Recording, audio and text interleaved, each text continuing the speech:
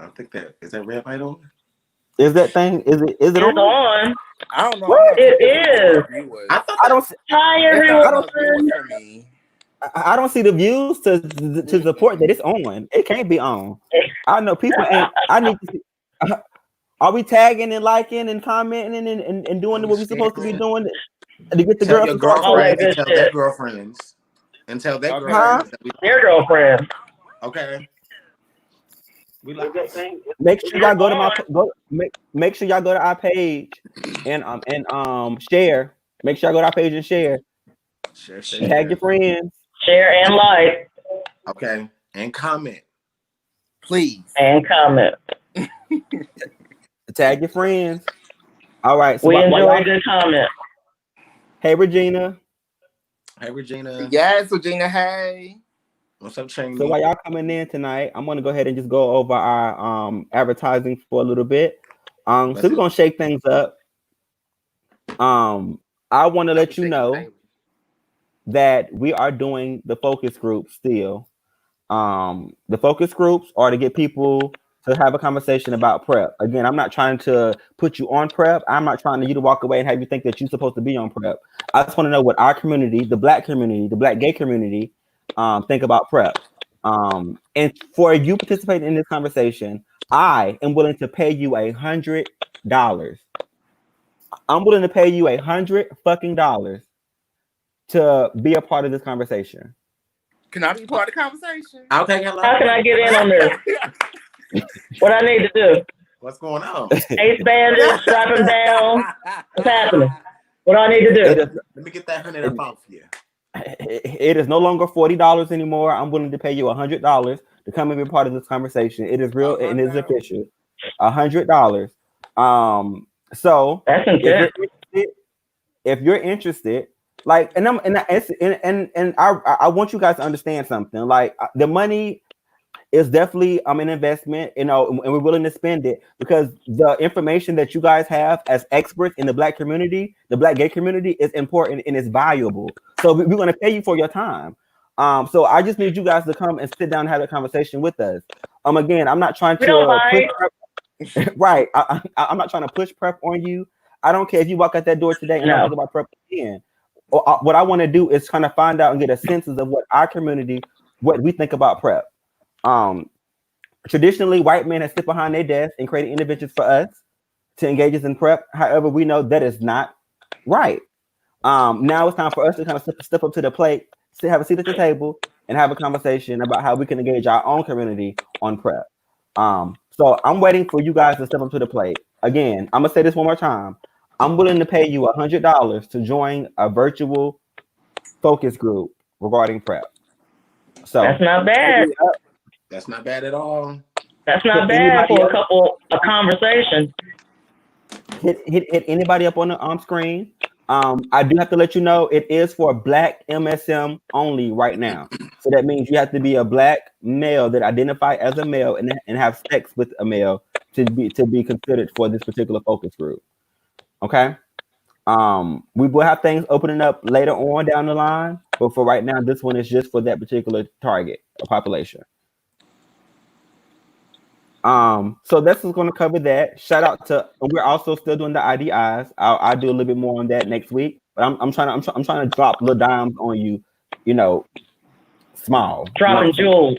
Dropping jewels kind of small. So $100 for the focus group right now. Hoping somebody pick them up. Yeah.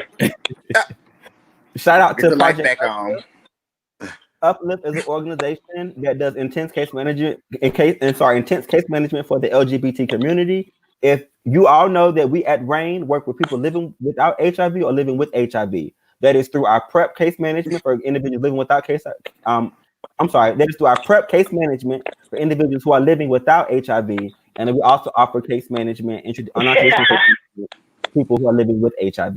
However, if that mode does not fit you and you still need intensive case management, Project Uplift is here to kind of fill that void. You can able to kind of go to them and get intense case management. They're going to help with housing, food, things of that nature. So if you need assistance with that, hit them up. You can go to their Facebook page, facebook.com/uplift. Indeed. So without further ado, I'm going to introduce my fabulous panelists. We have some special guests in here tonight, but I'm going to reveal them later. So I want to introduce my fabulous panelists. I'm going to go ahead and let Mr. Man go first. Oh, back It's a up. surprise. 16. Thank you. Surprise. Hi. Okay. Hi, I'm Bryce. I'm the peer teacher specialist at Rain. And what I do is that I re-engage those who are positive who've been out of care. I get them linked back to care. I case manage you for a year. I hold your hand, and my job is to help you navigate your care so that way you can live a healthy and happy life. If you or someone you know needs my services, just call my number down below. That's it. Thank you. Go ahead, Shawn. Knock it out. Hey everybody, what's going on? You already know the vibe. This is your boy Shawn. I am the peer outreach specialist here with Rain and with Crew. So I specialize in harm reduction as it relates to substance use. So if you know anyone that's dealing with substance use problems, have any addiction problems, anything of that sort, needs some mental health counseling, or they just need some peer support, please send them my way. I'm willing to work with them through this whole process. No judgment zone, no drug testing. This is all at your own will, okay? So send them my way. The number's below.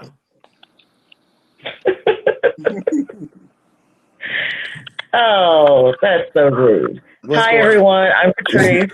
I am the prevention case manager here at Rain. If you are interested in getting on PrEP, you have questions about PrEP, please feel free to give me a call at the number below. I'm happy to answer any questions. I also enroll in those studies that we're doing with all that money. Now, even though the one that he's talking about is only $100, I actually have another study for people who are newly on PrEP where you can make $400 in a couple of months. That's So if you're interested, give me a call at the number below. Ooh, that just got me an idea, Patrice. You just made me think about mine. I got one too, y'all. I'm gonna tell y'all at the end. I got some more money to give away. So we just out here giving money away. I mean, if y'all come to the plate, be a part of these studies, be a part of these conversations, and we here. I am Johnny. You already know who it's your boy out here representing. You know what I'm saying, for the 704. So hit us up. We out here and we out here do community. We had to kind of step back and find another way to do outreach because of the COVID-19 crisis. So we collectively created Keeping It 100. And so if you are watching today, please do not hesitate to go to our Facebook page, www.facebook.com/Keeping It 100. So that's keeping it 100. So that's keeping it 100 and then another one. So it's actually 1,000. But I want to say 100 and then one. But okay. So let me get this all back. So we actually have special guests today. Today's topic, we wanted to kind of bring in some experts inside of the community. We actually have experts on our panelists right now. You're looking at them, but we kind of also wanted to bring in another perspective as well. So we're going to be talking about my alternative family. And I don't mean alternative family as somebody being adopted or things like that. It can't actually go that far. However, you know, I am not the expert in the subject, so I don't want to kind of like actually introduce. I'm actually going to let Patrice pivot that conversation. Oh, that's a mess. Ooh. Okay. Alternative families can be anything. In the gay community, you have a lot of people that have no family. They're deserted, they're left alone, and they're just put out here in this community. And just like when younger kids run away, these kids are also subject to predators and other things in this community. It helps for them to for a lot of people to have a foundation and something to fall back on. The family that you choose sometimes might be the family that you have. And usually they're the most fun. Yeah. So, before I introduce the special guest panelist, Patrice will be an expert on tonight's segment as a mother of many. I like to call her mother. Shawn is also a father I think, to about 3 or 4, if I'm not mistaken. Shawn, no, correct me. It's way more than that. It's Yeah, like, it's going crazy right now. yeah. Shawn is also His meter is running. But we also have somebody that Patrice, introduce this man, because you can do better than I can. This is somebody that I have been very close to for a very long time. He has always been my better half in our family. Let me bring him on. This is Shawn. Hey, everybody. Hey. What's up, person? Shawn, why don't you introduce yourself? Because, I'm not good at that. Okay, my name is Shawn. Me and Patrice share kids in this whole alternate lifestyle thing. I started out in the ballroom community and pretty much progressed from there. So the majority of my kids are shared with Miss Patrice. The babies. Bad motherfuckers. Yeah,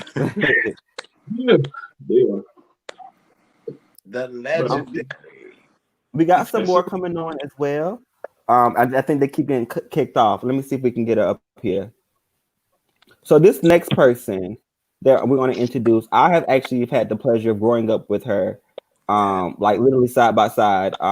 We were I think I was in my first ballroom family with her.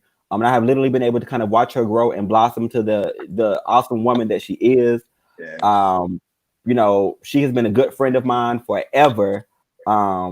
Without further ado, I want to introduce y'all to Miss Bella. The legendary.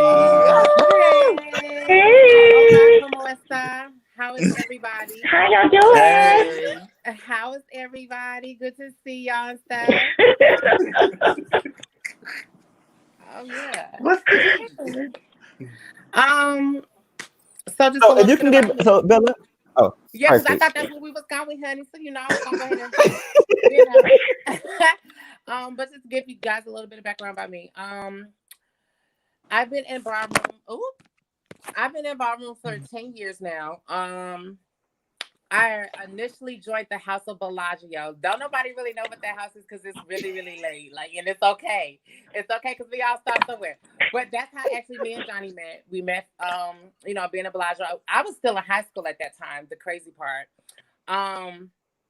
But yeah, that was my first house. Then I joined the House of Con and I joined the House of Revlon, and I've been a Revlon for now 8 years. I'm legendary. I walk Femme Queen Performance. I'm the mother of North Carolina, the Revlon chapter of North Carolina. And anybody to know me is to love me. I'm Benji Cunt. I get right with you. Y'all you want it raw, you want it uncut, you're gonna get raw and uncut. So, that's my great girl. That's Thank you Good for morning. that marvelous introduction. Oh, you're most definitely welcome.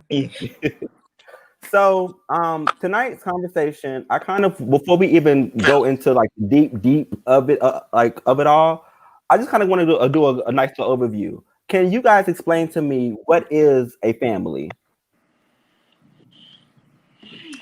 in each of your different genres? Whether that's your ballroom, whether that's your house, what is your family? For me, are you more so asking what does family mean to us, or what with me being ballroom, what is a ballroom family? Is both. that what you're asking? She both. Both, I think. You hear me, Bella? I might be sorry. Oh, okay, there she My go. man, somebody was calling my phone. They see something, they calling my phone. Stop calling me. Oh shit. I'm sorry. What was Okay. the question? I mean, what was the answer? What is family? Either or both. You can do either or. Well, I'll go since I'm already talking. To be honest, when it comes down to family, to me, it has nothing to do with the type of blood that you have, the same blood running through your skins or through your veins. none of that really means a lot to me when it comes down to family, because you have people out here that I have people that I've met through barroom that I love just as well as I'm supposed to love my family. You know what I mean? Not saying that I don't love my family, because I do, but you know, it's you're supposed to have more of a love for your family than your friends. But I'm gonna be honest, I have met people through barroom that are not only my friends, but I love these people like we have the same blood. Like I would give them anything, my last. You know what I mean? So it's just somebody that's willing to have your back through your ups and your downs. Understanding that nobody's perfect. We're all human. We all make mistakes. You know what I mean? We all have ups. We all have downs, and it's okay. That's a part of being a human. But a family is somebody that's going to stick with you and through you when you're on those down points. Because everybody can be around you when you're up here. Everybody can be in your face, but when you're down here, who's really there for you? Like who's around when you need a shoulder to cry on, or you need somebody to make you laugh? You know what I mean? When you're at those low moments. So for family, to me, that's what it is. Somebody that's going to be there regardless. I can agree with that. Hi, Shawn. Pretty much the same thing. I agree with what she's saying. For me, family is that. For me, it's more of an extra set of family members. So it's kind of hard to say at this point. So I pretty much agree with what she's saying. Like she pretty much summed everything else up. Yeah. Okay, like for me, like I would, it's a collective group of people with different personalities that come from different places, different cultures, different backgrounds, things of that sort.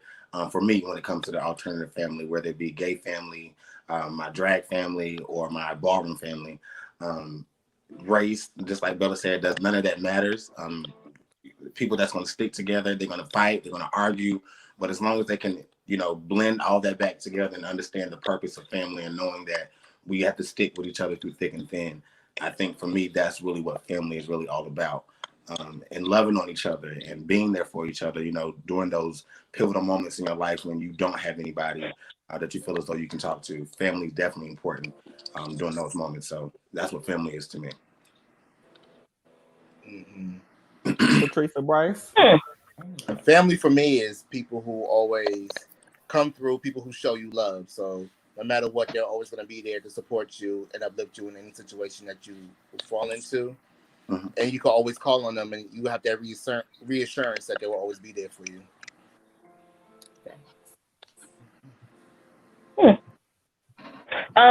To me, I think family is a couple of different things.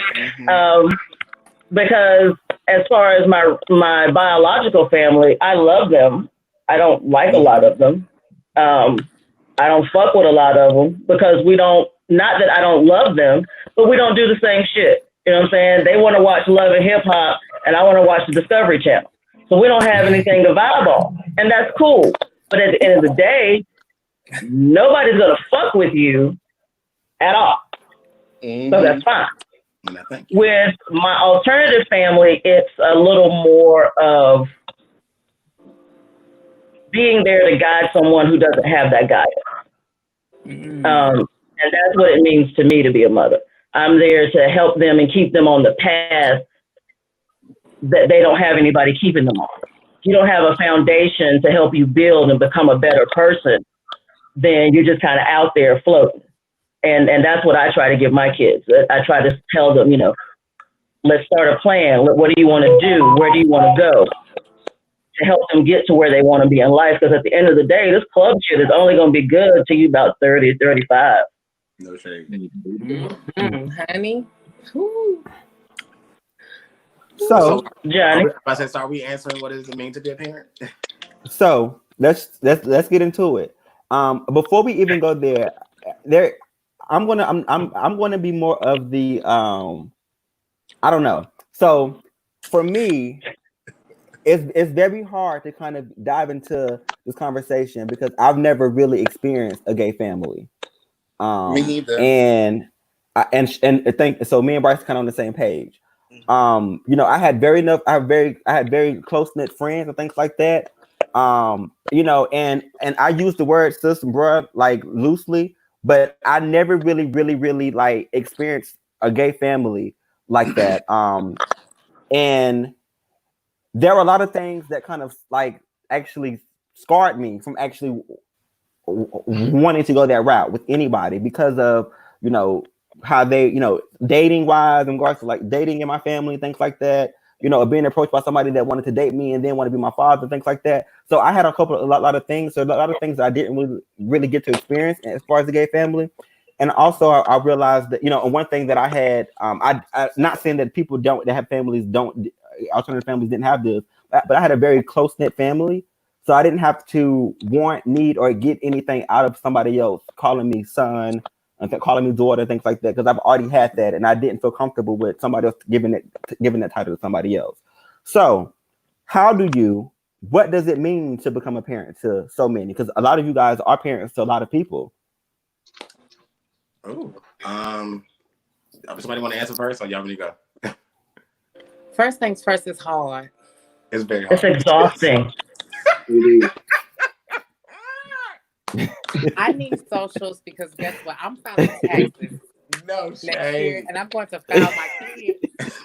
All the things I really do with Because throughout the year they take me through it, Lord. It really is hard. It's like being that strong figure, that background, that support they really need, like through hard times, even with the good times. A lot of them don't get acceptance with their families. So, regardless upon how you may really feel about it, it's like just showing them love, showing them acceptance, allowing them to be who they are, but still giving that nudge that push for them to do better, to grow. So it's in a lot of ways, it's truly like being a real parent. Like you have those times when you get phone calls at 4 o'clock in the morning with all kinds of things on the side of the road. This happened. And regardless of whether I'm stuck in another city, another state. Right, 30, you got to be to work 30 minutes from now. You have to take that time. Hey, I'm on my way. So it comes with a lot of strain, heartache, but it also comes with a lot of pride. Especially to sit back and watch what they grow into. Like that makes you feel amazing to see the trials and tribulations that they started out with, but then the victories that they get overall at the end, like it makes you really feel good. So yeah. Let me just say that. So starting off as a gay parent. So before I even became a gay parent myself, I didn't know when I first came out in the gay scene, I didn't know what this whole gay mother, gay father thing was. I was like, why is these grown people calling other grown people their mommy and their daddy? Like that looks so weird. Like what are you talking about? Like that's confusing. But seeing now that how the scene where I came from, how I came into the gay scene, from being in foster care and group homes, and I didn't have any guidance in between that whole moment of trying to find myself and figure out what was going on in life and what I was getting ready to do in this gay lifestyle because I had just came out. Having somebody look at me from a distance and notice me in the club and watching my actions and was able to come up to me and tell me like, I see something in you that you don't see in yourself, and I feel like you should do this and da da da da da da. I had somebody approach me like that, and God rest her soul, that was my mama, Yaya. Yaya approached me in the club and seen me in the club, and she seen me and she grabbed me because I was voguing in the club, and she grabbed me off the floor and she was like, "I just see something in you that you don't see in yourself, and I want you to be my child." And from that point, she pushed me to get a job. She pushed me to stay focused. It was things that I just wasn't trying to do at that time. I was young when I came out. I was trying to party and have fun and be in the clubs with the grunt folk. You know what I mean?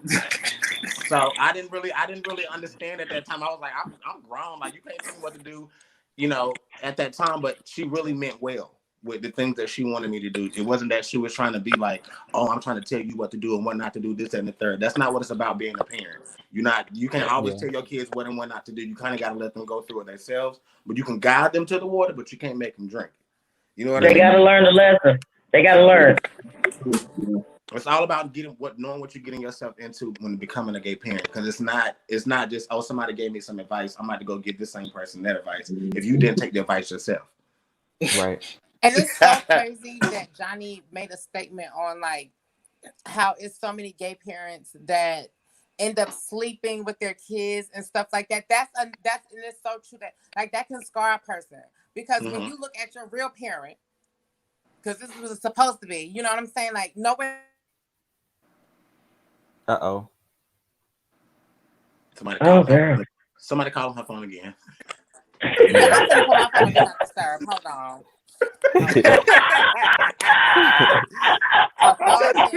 Dang. Am I bad? Am I bad? Can y'all see me? We can hear you. Your camera. You might have to log out and log back in because your camera clicked off. Damn, you see what I'm saying? What? Okay, hold on. I'll be right back because I want to touch base. Probably her kids calling her. Right. I think for me, I came from a really big family. My dad has 10 brothers and sisters. My mom has 5, and they all have kids. And so we're all together a lot, and we're very close to each other. And I think that was one of the things that made me open to having gay kids, because I don't like children, small ones, things that cry, they freak me out. I don't like it. Pregnant people make my stomach hurt. It's not right. No. But I found that even when Tyshawn and I were mother and father for the state, the kids that we ended up with as our family children were not always the same ones that muted over from the ballroom scene.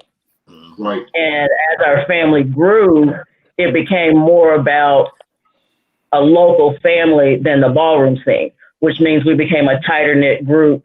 We tried to do, Tyshawn is really good about doing family events. We do Christmas and summer picnics and all that kind of shit, especially when everybody was in town. It's hard now because as they've grown, they've moved, it's so far away. Everybody is spread out all over the country. Mm-hmm. What, 3, 4 of them were in California, one in New York. You got a few in New York. 3 in Charlotte, 4 in Charlotte. Yeah. Okay, I'm back. Okay, hold on, Bella. So before you start, Bella, before you start, somebody else just joined the live as well that I had asked to come on. You want to come on? No. You're gonna be on here as well. I make room, honey. You ain't going nowhere. Oh. Hey, good morning. Hey, how's everyone doing? How are you? Good. All right. So we were at the point where we were talking. So we were talking about Bella was and you actually can kind of go back into it. I wanted to bring Eric on as well. So go ahead. Oh, you want me to go? Yeah, but honestly, that's one of the things, just to pick up where I left off, because I'm good at doing that. But no, say when it comes down to like gay parents, like you look at them as if they are real parents. So you're not thinking in your mind like with your real parent, like I don't want to have sex with my real parent, and like it's certain things that I don't do with my gay kids in front of my gay kids. It's just like, no, ma'am. You know how mama was. It's certain things that you cannot see mama do. That's not what we're doing. Go close mama room door and go to bed. You see what I'm saying? That's how it would be. And honestly, like maybe I'm old school. I ain't gonna lie. I was, I got an old soul. And anybody that knows me personally knows I got an old soul, honey. I'll pull out the old school before I pull out the new school. But I'm just traditional when it comes down to certain things. And that's one of the things that I just can't break. Okay. No, like me and my kids may sleep in the same bed, but we in 2 different covers. You're not sleeping on the same cover with me. What are you doing?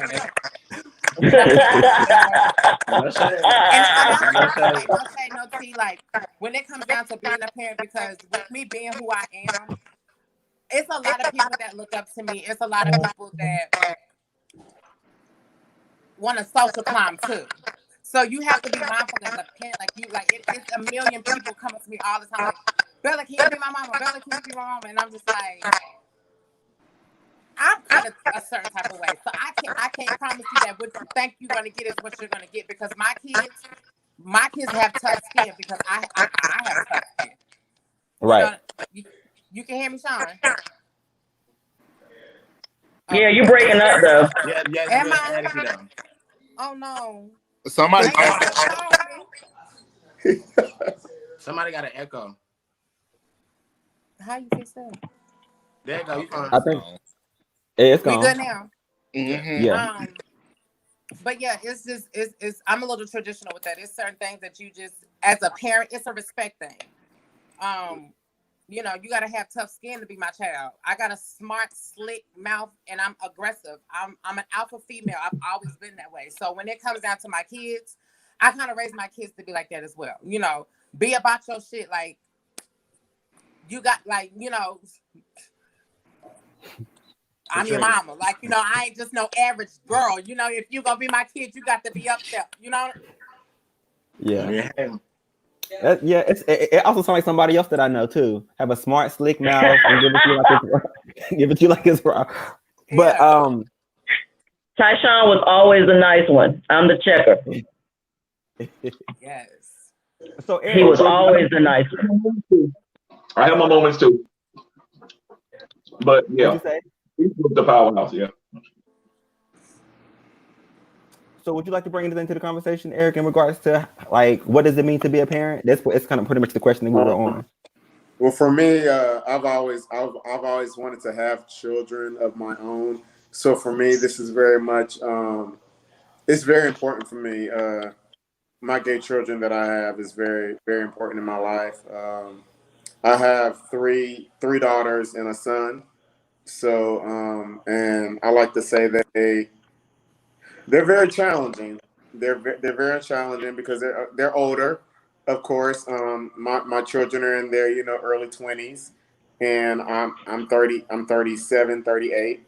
So it's very challenging at times, but I love them and I try and guide them, where they need to go and how they need to go. And sometimes they'll ask me certain things, and sometimes they'll go to their mom and ask certain things because me and mom respond differently. I'm more so the loving,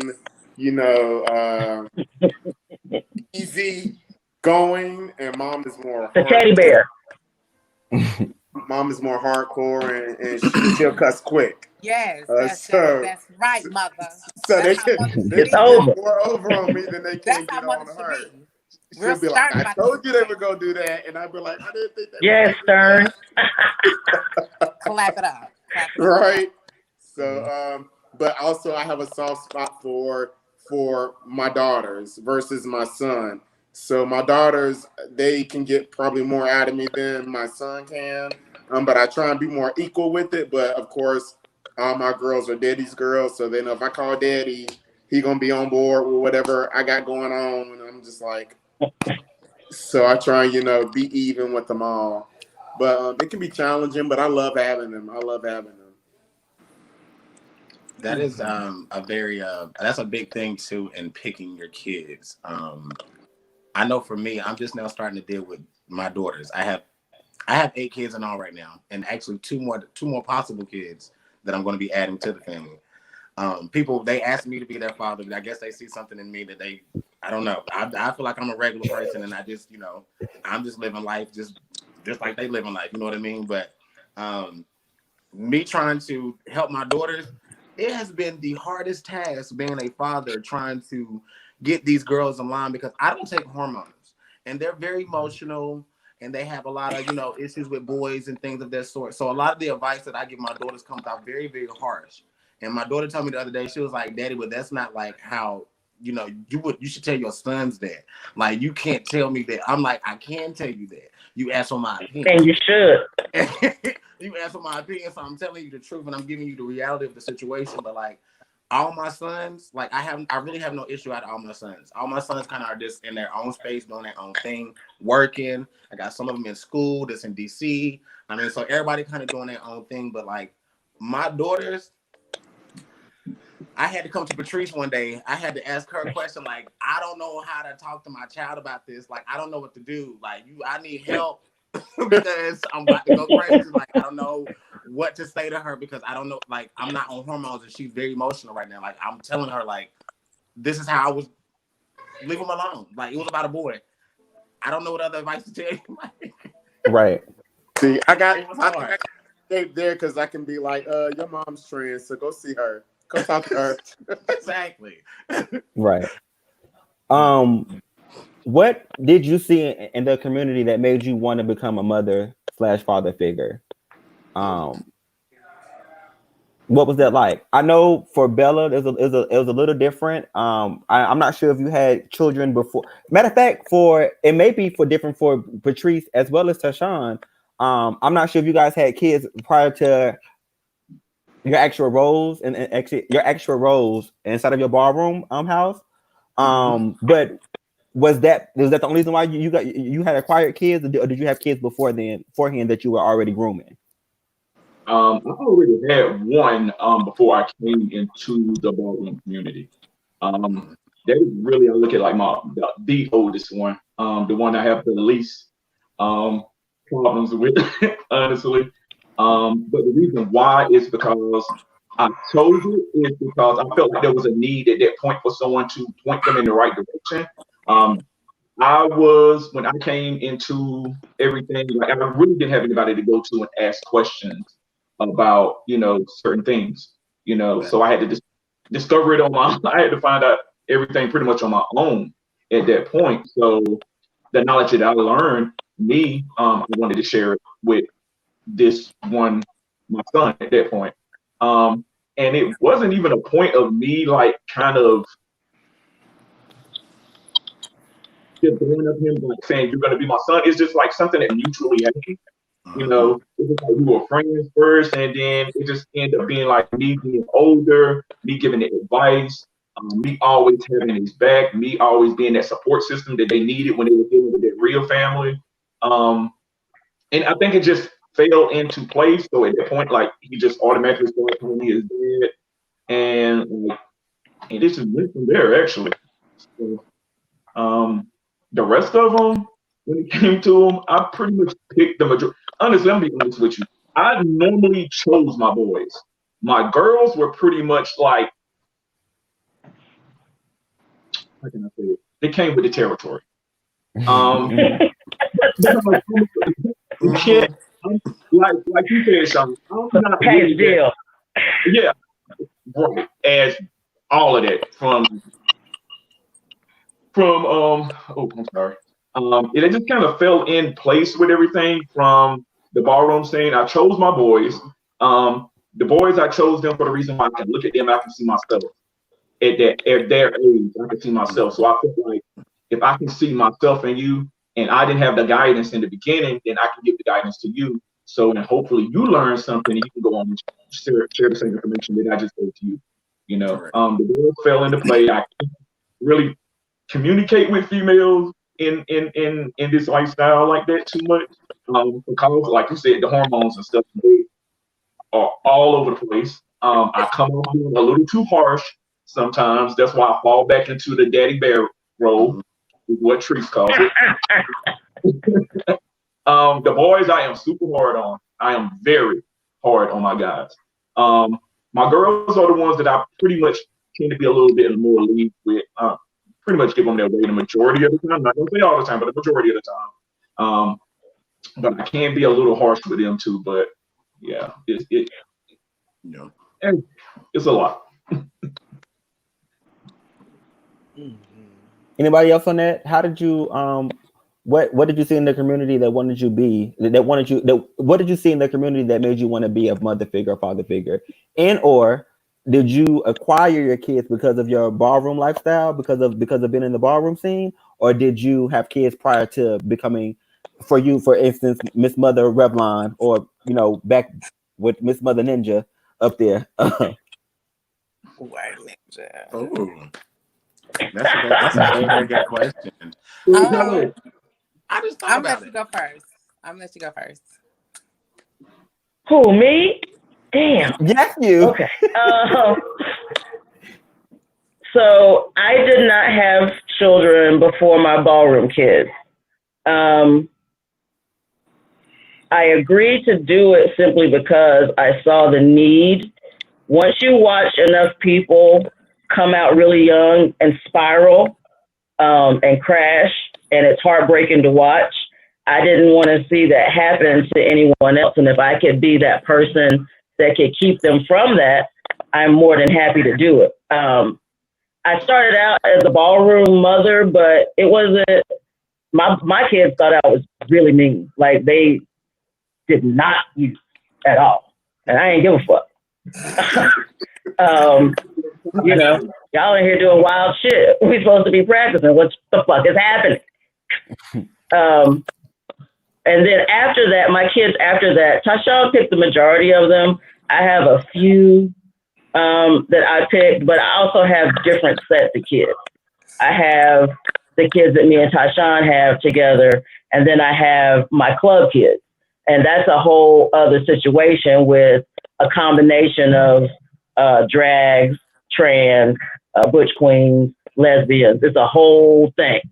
And so they're kind of different, as I'm not as much in the life of my club kids as I am with our family kids, but I'm still there giving advice, trying to, you know, just guide them where they need to go. And if they ask me for advice, I give it. The only thing I don't deal with my kids is their relationships.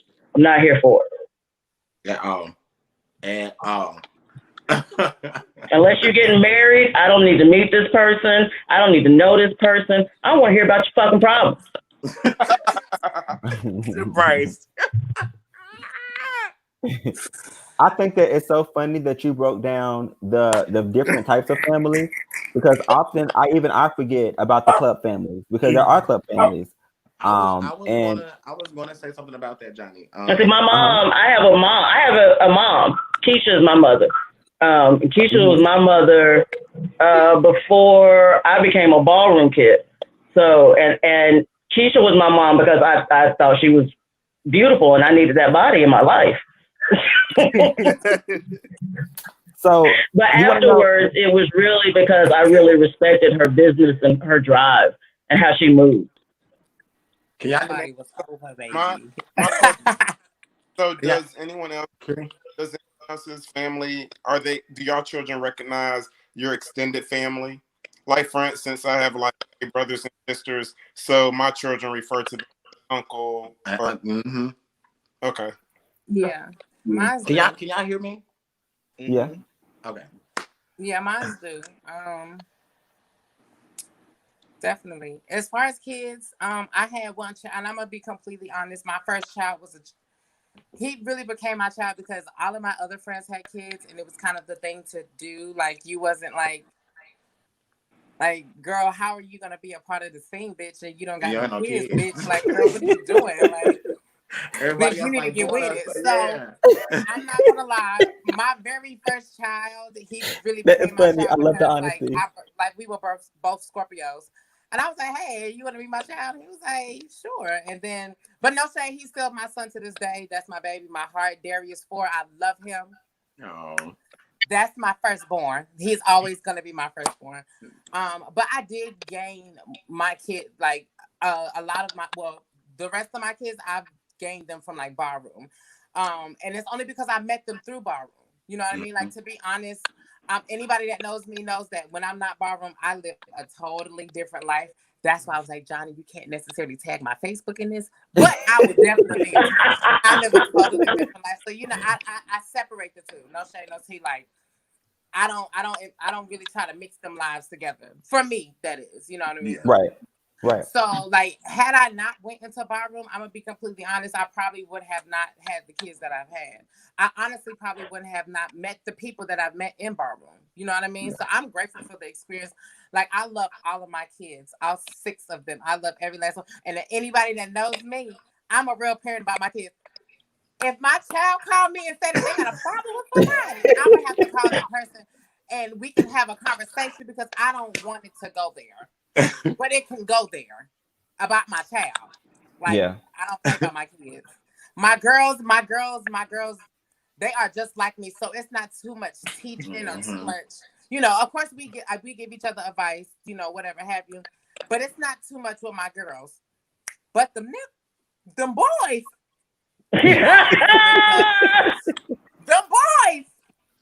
Them boys take me to Billingsley Road with mental health. My them boys is off the chain. My boys is off the chain. It's so my girl. there was I wanted to touch on the point, Johnny. about what you were saying earlier, because so for me, I'm a part of a lot of different families. I'm not just in ballroom. I was once doing male entertainment at the club back when the Knicks was open. So Misha Paris, I'm a part of her family. I used to do that. They used to call me Diamond.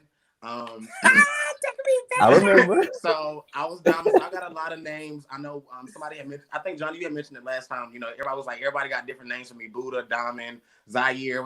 When I used to be a stripper. I have a lot of different families behind my name. Not just me being a part of the ballroom scene and being a Chanel, but for me, so I just like to call it gay family. And gay family, when I say that, that's just a family outside of ballroom, the drag family, any of that. It's just the regular family that you have like on a regular basis that you can call every day, link up like, hey, you cooking tonight? All right, boom, we coming over. Let's just have a little, a little shoot do wop. And then we're gonna go from there. I have multiple gay parents. That's what I'm getting at.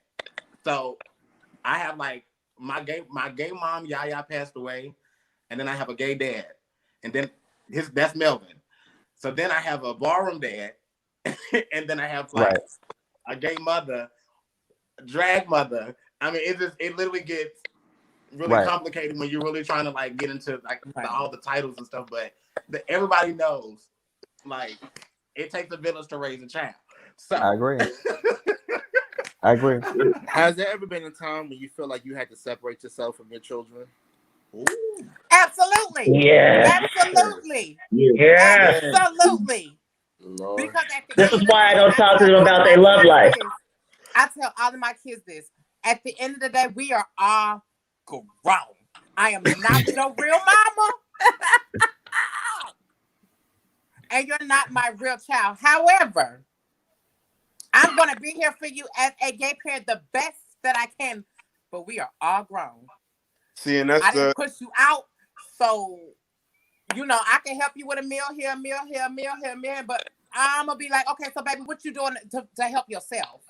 Mm-hmm. Right. I'm here to help you, but I can't help you if you're not helping you. Right. All my kids got that together, though. I don't have no problems with that at all. I think sometimes they maybe feel you're going to hold them every step of the way. What'd you say, Eric? I said I feel like they feel like you're going to hold their hand every step of the way. I know I gave my daughter, we just moved into a house, and I gave her, I told her, here's an apartment. Just finish paying out until January of next year, and you're good. Here's an apartment. And she couldn't even pay the rent on it. She couldn't, maintain her utilities. So I ended up having to make another decision. But I tried to help her out to kind of make that, maybe that'll help her get further along in life. But instead, it didn't help, period. So now I'm like, okay, you know what? Now I have to be hard ass father, and I have to, do something different because you can't even pay rent. Absolutely. So let me ask you this, Eric. Is this her first apartment? No. Oh, okay. Never mind then. You know what I feel like it is, though? You know what I feel like it is? It's just like, you let, like, she's letting guys, like, I'm sorry for lack of better words, but you're letting dick control you. So you're chasing after all these boys, and you're not focusing on your bills and your priorities. But it will do it. No. It will do it, No. I hate it. Speaking from a trans girl myself, luckily I'm, some of us, it's addictive. It's like a drug. It can take over you. It can take control of you. It really but if you letting that shit take control of you, that shit better pay some bills. It's hard when it's so good, and you just want that man to be there with that big old dick. Fuck the bills. We'll get through the bills. Bring that dick. It be like that sometimes. And y'all not gonna sit up here. We keeping it wild. Y'all not gonna sit up here and tell me y'all ain't never had no good coochie, no good ass, or no good dick that made you say, fuck that bill. Bring your ass up. I never had that. I never had that. I done had plenty. Well, you searching in the wrong place, baby, because I done had a few. I ain't able to manage my own lifestyle. Like, I don't need a man to do anything. Like, I don't need him to pay my bill. So no Right. shade when he come. That's what I need you for. That's my need. And after that, And see, that's what I was gonna say. I mean, yeah, I don't need a dude to pay bills. So if you coming over, that's all you here for. You don't live here. There's no spend the night. There's no nap, nigga. I mean, dude, get up. Peace out. And that's something like with my kids. I am very blatant about a lot of stuff. Yes. And then I tell them, only you can prevent forest fires. Right. But you got to learn. And I understand the concept of thinking you know everything and having to learn the lesson. They got to fucking learn. I'm not getting ready to talk till I'm blue in the face. I'm not getting ready to change your mind. I'm about to sit back. I'm going to watch you crash and burn, and then we're going to talk about it. What the fuck did you learn? How can we move forward? And then they say they learn their lesson, and then they go right back to square Z. Start over. But I look at it like this: when that happens, when we take on this role for being a gay parent, I look at it like this. My kids have done a lot of motherfucking things to be like, bitch, it's a cutoff. Don't call me no more. Don't text me no more. When I see you, it's straight, throw the ones. But at the end of the day, it's like when a cisgender woman has a child and her child comes out, mentally challenged or something. She can't just give up on her child because her child has a flaw. You know what I mean? Right. And no shade, no tea. We always have to we're gay parents, but we don't know how these people were raised. No, I get what you're saying. Them in the household and knew what they dealt with on a daily basis and as a child, because when you're 2, 3, 4, 5, 6, you're sucking up everything that's around you as a child. Right. And trauma is real. Yes, and it is out here. I get that. Yes, it is. I get that. And it's like, go ahead, Eric. No, I was gonna say nothing's been presented yet for me to ever make me give up on any of my children. Like I've dealt with them through the shit to where they put my license for childcare in jeopardy because of some of the shit they done did in their apartment. And I still am like, I'm here for you. I'll do whatever you need me to. Like I'm still going. Right. The sacrifices that you make for your kids. Honest, Eric, if they was playing with my livelihood, I would have had to kind of look twice like, all right now, bitch. Trying it. I love you, daughter. I love you, child. But you trying it. Shawn. You got anything you want to add? I'm living.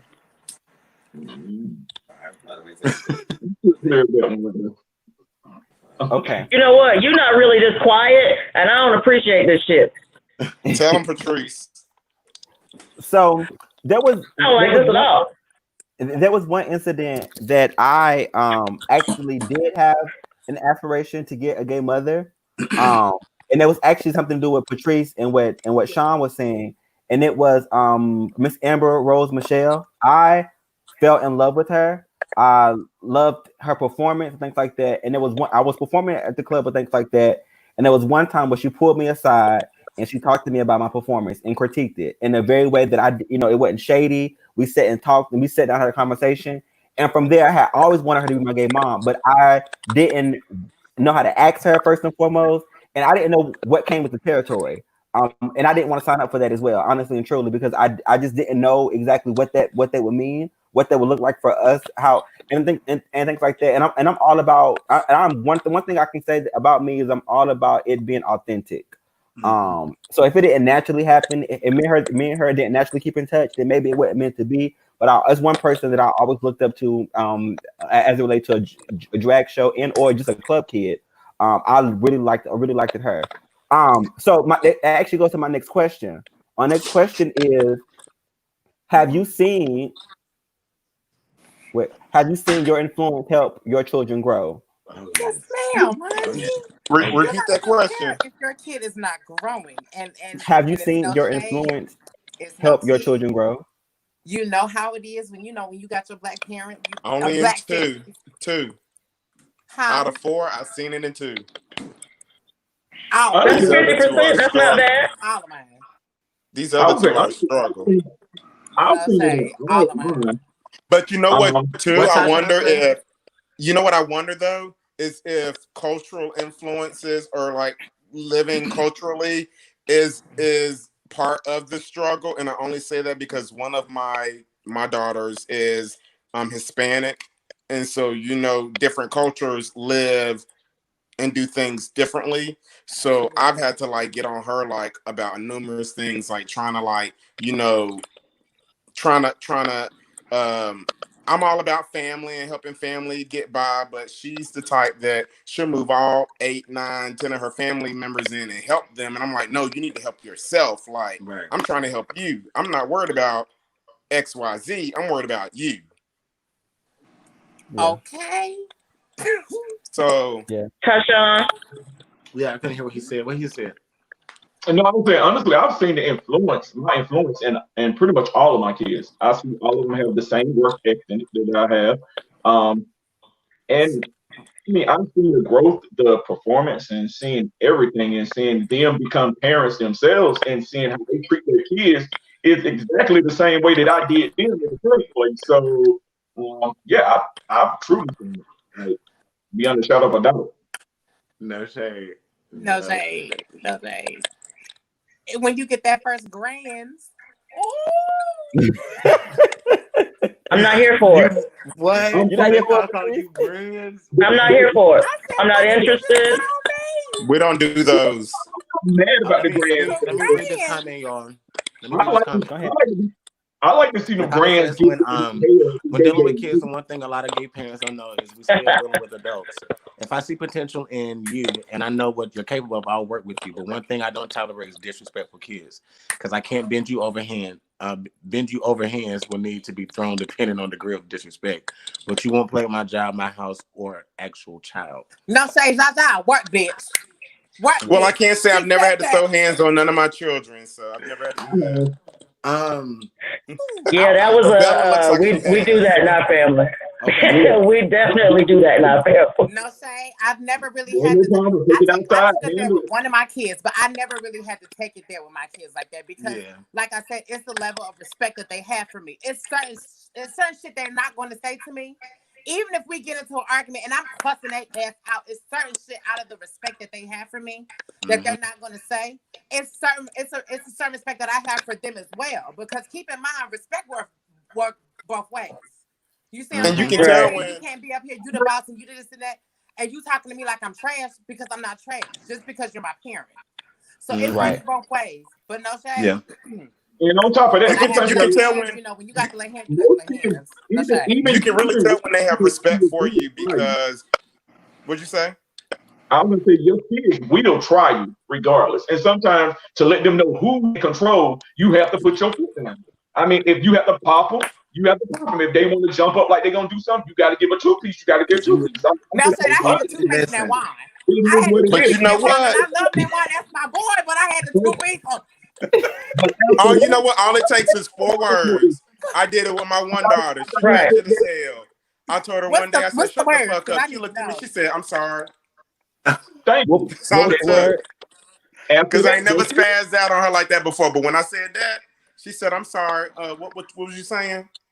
So yeah, like, I mean, so for me though, like with as far as the influence part, like I've seen the influence on my kids as far as like jobs and going to school and doing productive things with their life. However, again, it's the girls for me because my child chooses to do certain things that I don't necessarily feel is safe for her.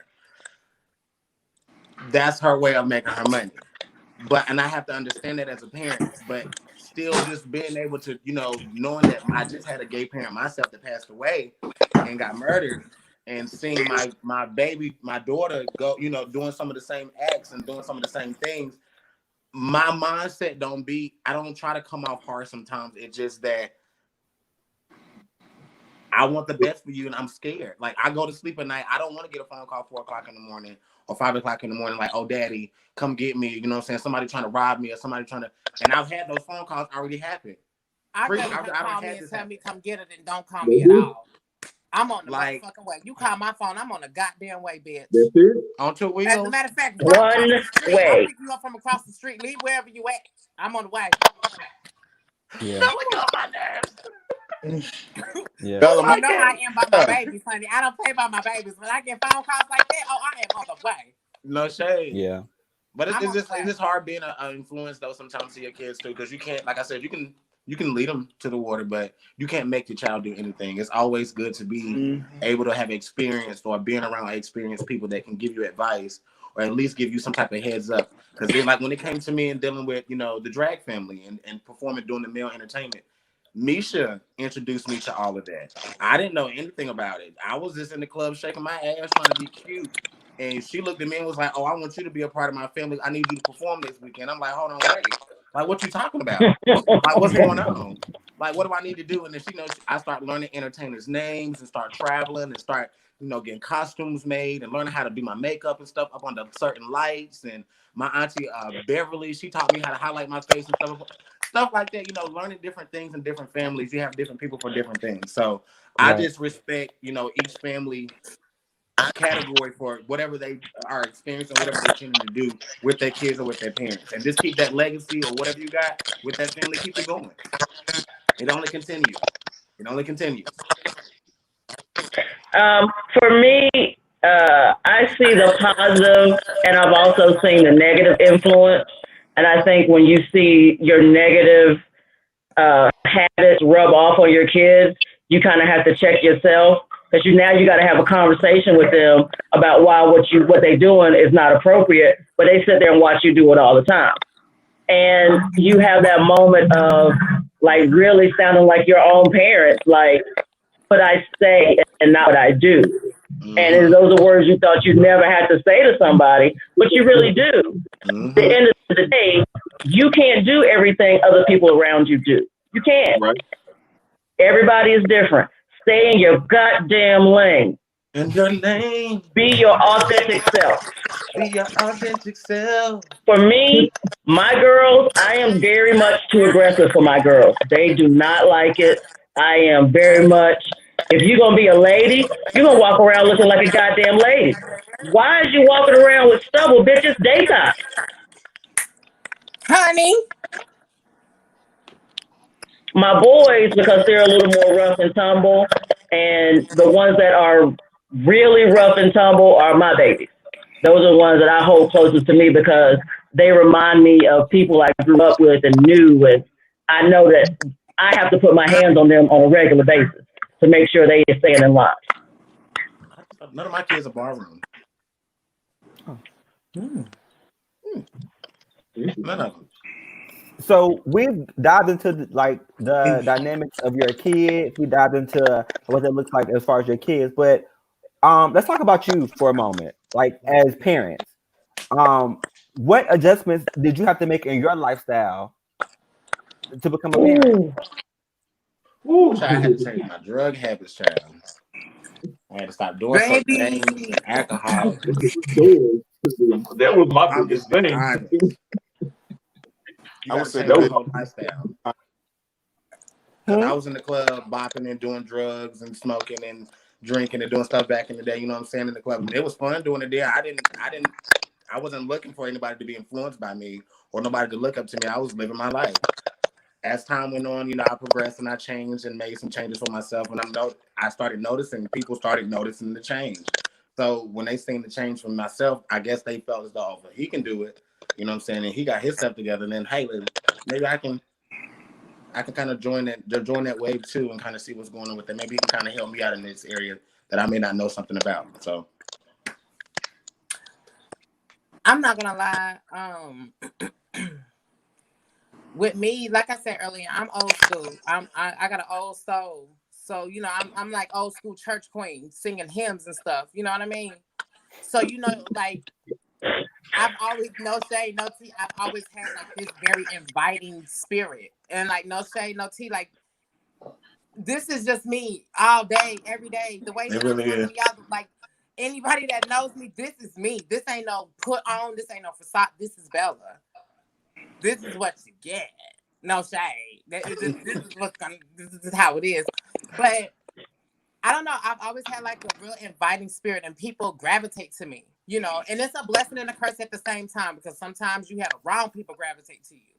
But the world is not completely bad. It's some good people still out here. Mm-hmm. It's just how you pick them out, honey. You know, Right. I actually didn't want no kids. I already knew, like, growing up that I never wanted real kids. So I just knew that I Amen. didn't. No. No. I No. can't. I never wanted it. Like, I did the little baby alive thing, like in school, the home economics class. Yes. No, ma'am, this is not for Over it. me. That baby was in Y'all that be clothes. After flexing my out first there in school. babysitting job, I was done. I was over it. Yeah, I never really wanted kids. And then, like, when it came down to gay kids, like I said, my first child just came from me being like my friends. All my friends had gay kids, so I'm gonna have me a gay kid too. But people gravitated to me. Like, the more I made my name in ballroom, even in the gay community, like, even in Charlotte, I've been here most of my life. So even from, the straight community and also the LGBT community, I get respect from both ways. So it's kind of like, I like this little bitch cool as hell. Like, I want to be around her. Like, I want that to be my mama. You know what I'm saying? And that's a lot of times when it comes down to people wanting to be my kids. It's because they see me out and they like, that bitch is lit. I like her. She is like, but I ain't really I don't really know. It's always been a part of me to be. I'm just me, and I feel like the bad part of me, you have to accept it. The good part of me, Right. you have to accept it. If you want to be my child, then Right. that's what it is. Because if I have to accept your bad shit, guess what? You're going to accept my problems too. So basically, you're saying that you didn't really make no adjustments to become a parent. It just And I really didn't. I'm gonna be honest. Even like with me being a house mother, I'm gonna be completely honest. And this is something that's kind of been that nobody really knows about unless you're a part of my house. I was kind of, I won't say forced, but I was kind of put in a position to be a mother. I really didn't want to be mother. It comes with a lot of responsibility. Like, I didn't want it. I did Amen. not want it. But my gay mother, who is Paris, anybody from North Carolina, y'all know Paris. She is one of the yeah. baddest bitches on the Carolina block. cornbread fed. That's my girl. That's my mother. She molded me, no shade, like made me who I was today. Like, that's my girl. Shout out to P. But yeah, like she taught me, hey, this is what it is. This is what you need to do. Blah blah blah. And I just went with that, and it just made me who I was. I wasn't. I can't change. It'd be hard for me to change because then I feel like I'm being fake. So like any of my kids, any of my friends, when you're around me, you get the raw uncut because I don't know how to be nobody else. Like, Right. I have fun. I turn up, and as my child, I have fun to turn up. I'm grown. I can do that. You're grown. You can do what you want to do too. And maybe I be looking at it wrong, but that's just how I look at it. Like, you grown. Do what you want to do. Like, I don't really feel like. Oh, I will say this: patience. I have learned a lot of patience. Adjustments, patience. I give it patience. All right, I'm done. Patience. That's what it was. Patience for me, no shade. How about anybody else? What adjustments did you guys make to become a parent? For me, I can say I was normally a loner. I kept to myself a lot. So with the whole thing of becoming a parent, I had to start to want to spend more time and being more concerned about somebody else besides myself. Oh Um, yes, no shade. from being super selfish to being, fatherly. That's a task in itself too, to be honest. Especially coming from the kind of background that I came from family wise. Like I'm the oldest, so I pretty much had to do everything anyway while my parents were working a lot. So it was just really me focused on me doing what I had to do, not really being concerned about anybody else. But I can say that was my biggest thing. Not being as selfish, being more compassionate and being concerned about other people's welfare, especially Yeah. the kids. What For rules me, did it you was my set for your temper. family, or did you make the rules as you went along? Say it again. I said, what rules did you make for your family, or did you make the rules as you went along the way? I had a few rules, even though the majority of them got broke off bat. Yeah, that's what made me set the rules. Yeah, because I mean, hey, it is what it is. Like with me, the biggest rules with me was I did not want my kids sleeping together. I did not want that. In a real family, sisters and brothers don't sleep together, so I don't want y'all to sleep together. And my biggest thing is, if you do it, it better not ever affect anything. I mean, it better not affect. I better not even notice the difference in that point if something went down. That was my biggest thing, but that rule got broke like off bat. Like I'm finding out now stuff that went on 15 years ago that I had no idea what was going on. Right. So that was my biggest rule. I gave one of my kids up to adoption for that. That was my biggest thing, rule wise. Anyway, other than that, the majority of it was to I didn't deal with a lot of extra stuff. Like for number one, in the ballroom, I told them to consider the ballroom as extracurricular activity. I don't need you to live it and breathe it. I don't want you to go and think every single day from the minute you wake up, what are you going to do for this ballroom? Focus on you. Focus on your life. Get your life in order. That's extra. Yeah, that's just like you being a basketball player in high school, you being a cheerleader, whatever. But I need you to focus on your real life because that's where your income is coming from. You might get a little change in the ballroom thing, but it's nothing you're gonna be able to get a W-2 at the end of the year. You know what I'm saying? Yeah. I mean, it's kind of hard to say that now because that's where a lot of them are getting their money from by breaking into ballroom stuff and getting into reality shows. Stuff like that. So it's kind of hard to say now, but I mean, then that was my major thing. Like, I want you got to be in school, you got to have a job, you got to be doing something positive in your life. I don't want y'all sleeping together.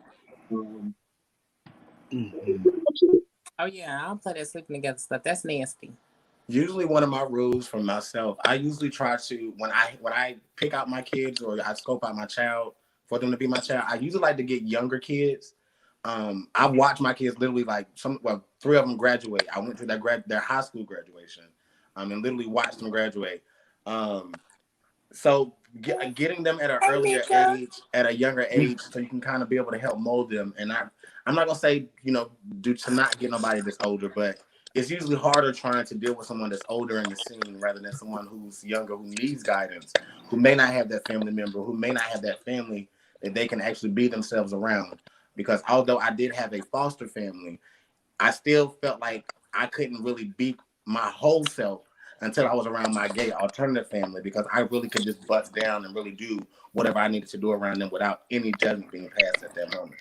So that's probably one rule for myself. This age limit, just make sure you are matching that up correctly when you're picking and choosing your gay parents or your kids. That I feel like age plays a big part, because you get somebody, you 31 and you got a child that's 30. Hey, baby. But you can't necessarily say that. I don't think that necessarily is the that thing. Don't have a goddamn thing to do with it, because that's for me. I said my rule. What a person that is 31, you don't know what a person that's 25. I bet you it's people out here that's 25 that have been through way more shit than I have been through at 28. They can teach me something, and that's okay. And some of them got more common sense than the older ones. Yeah, teach me something. No shade. I'm old school, so this new generation shit, teach me, so I can be up on it.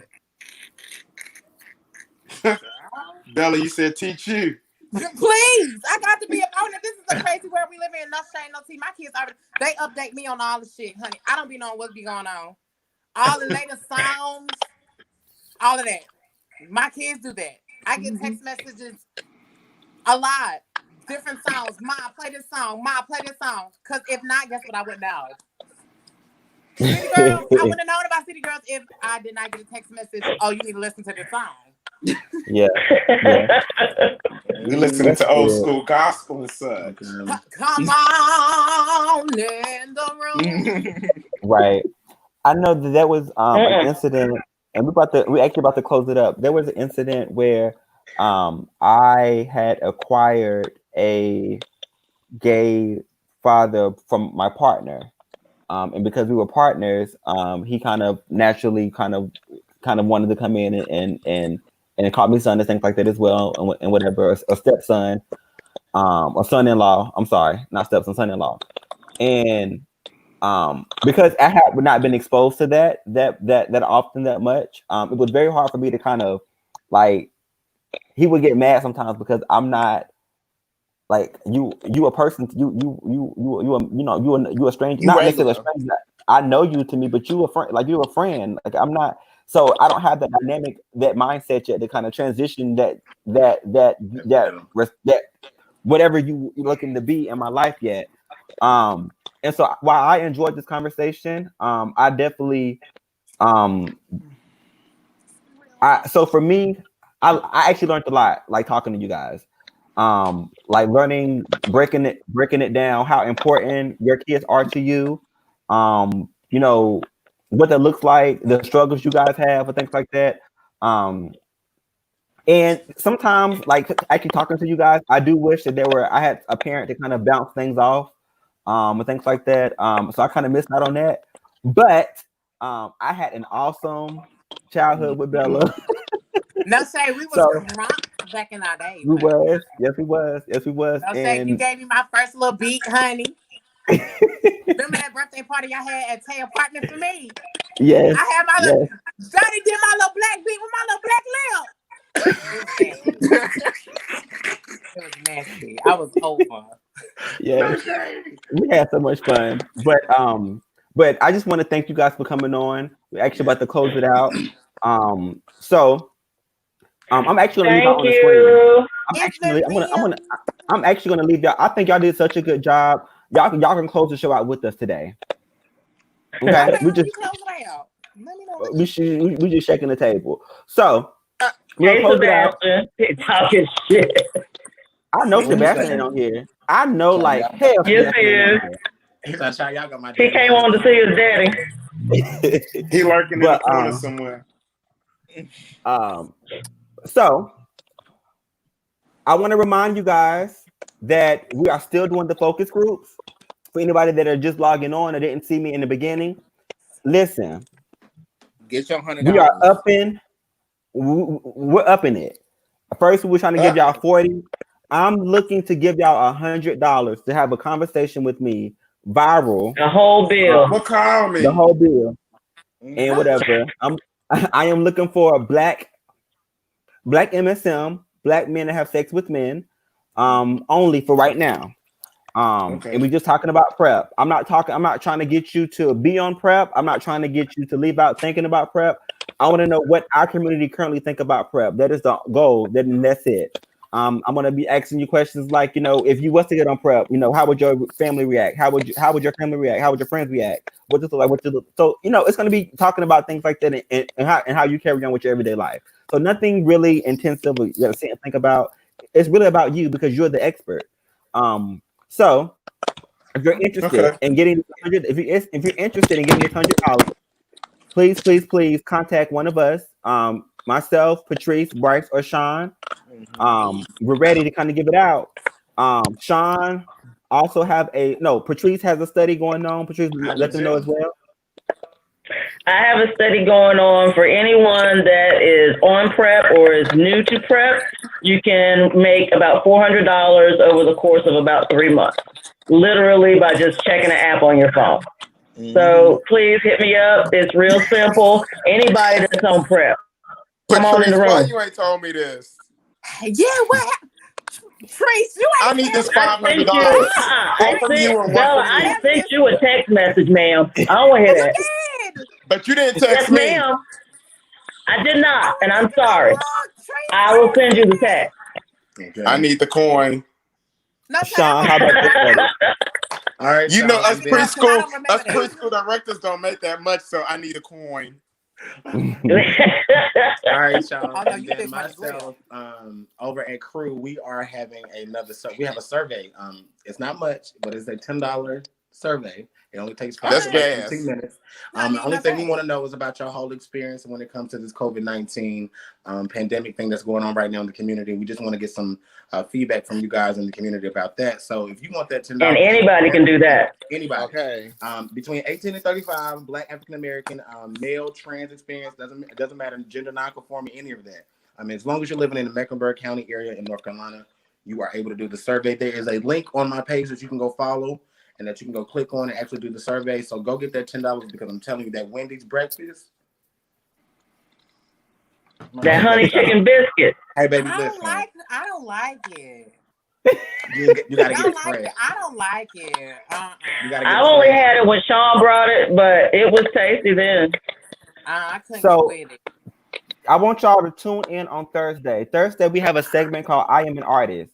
We got people from our community that is talented as fuck that's going to be talking about their experience as being an artist while being a part of the LGBT community. So you do not want to miss it. We got some heavy hitters coming on. People that you done seen live, you done seen perform, you done seen things like that. So just come be a part of that show, watch it. And I'll see you guys on Thursday. So without further ado, we're going to call this. What? Wait, is that a mic? Yes. Oh, okay. All right. We wasn't sure. Hold on. Y'all know the Adios. vibes. Bye. Do some. Bye. Thanks for showing me coming in. Bye. Bye. And you guys know I haven't forgot. Oh Lord Jesus. You know Johnny, I haven't forgot. John, I like when he do this. Johnny, do it. Let me get my money. Hold on. I just You got want to your leave y'all mask with on? one thing. Go ahead. I just What's want to that? leave y'all with one thing. I just want to leave y'all with one thing. Come on.